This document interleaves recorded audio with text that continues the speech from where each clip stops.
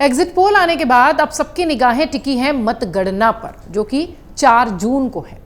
लोकतंत्र के सबसे बड़े महापर्व में हार जीत का फैसला 4 जून को होना है। नतीजों की कसौटी पर सबसे अधिक भारतीय जनता पार्टी की चुनावी तैयारियों को कसा जाएगा।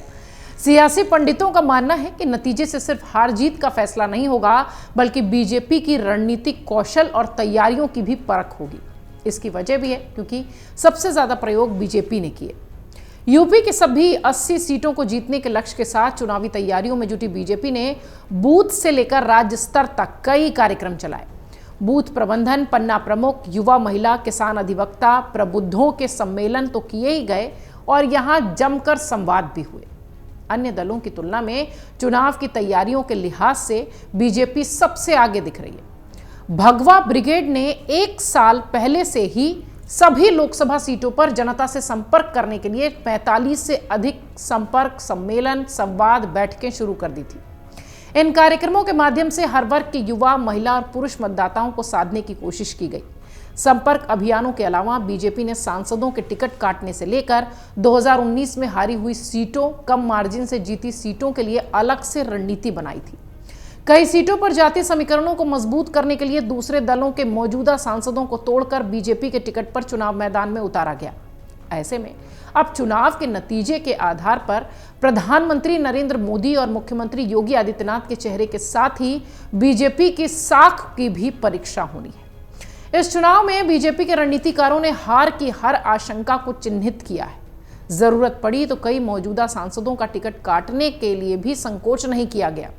कई वरिष्ठ सांसदों समेत कुल 17 सांसदों का टिकट काटकर बीजेपी ने उनकी सीटों पर जीत पक्की करने के लिए इस तरह की रणनीति बनाई। इसलिए इन सांसदों की सीट पर हार जीत के नतीजे के आधार पर बीजेपी की उस रणनीति की भी परीक्षा होगी जो प्रयोग वो करती रही। इस बार के चुनाव में बीजेपी ने अपने कोटे की 75 सीटों पर भले ही सिर्फ आजमगढ़ में यादव चेहरा उतारा हो, लेकिन सपा के काडर वोट बैंक माने जाने वाले यादव समाज को अपने पाले में लाने की पूरी कोशिश की। इसके लिए बीजेपी ने न केवल इस बिरादरी के मोहन यादव को मध्य प्रदेश की कुर्सी पर बैठा दिया, बल्कि शपथ लेने के साथ ही मोहन यादव को यूपी के मैदान में भी उतारकर यादव बिरादरी को साधने की रणनीति बनाई। मुलायम सिंह के करीबी पूर्व मंत्री महेंद्र सिंह यादव समेत सपा के कई नेताओं को भी बीजेपी में शामिल कराया। इस रणनीति का कितना असर रहा, इसकी परख भी इस चुनाव के परिणाम में होगी। बीजेपी के शीर्ष नेतृत्व ने इस बार प्रदेश में 4 लोकसभा क्षेत्रों को मिलाकर क्लस्टर बनाए थे। प्रदेश में कुल 20 क्लस्टर थे। इनके जरिए हर मतदाता तक पहुंचने की रणनीति पर काम हुआ। क्लस्टर के जरिए घर घर मतदाता पर्ची पहुंचाना, मोदी पत्र का वितरण, परिवार पर्ची का वितरण, पन्ना प्रमुखों की निगरानी, ये सारे संगठन 20 प्रमुख कामों पर फोकस करते हुए बनाए गए थे।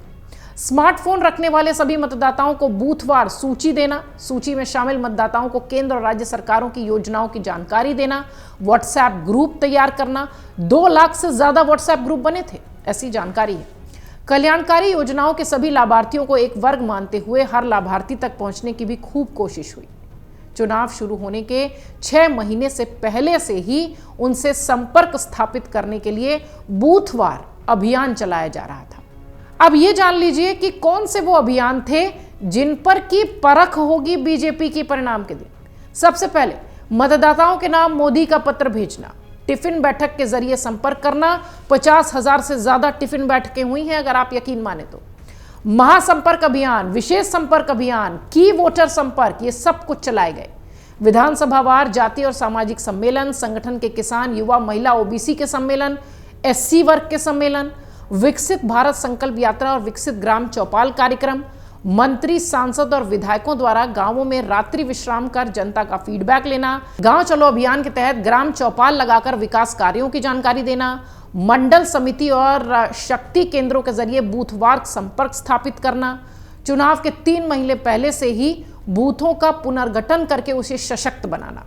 ये सारे वो एक्सपेरिमेंट थे, ये सारे वो प्रयोग थे, ये सारे वो कह लीजिए कि हथकंडे थे जो कि चुनाव से पहले बीजेपी ने अपनाए थे। परिणाम के दिन इन सारों की परीक्षा है कि बीजेपी के ये सारे जो प्रयोग थे, या यूं कहें कि सारी जो तैयारियां थी, वो कितना काम करती नजर आई।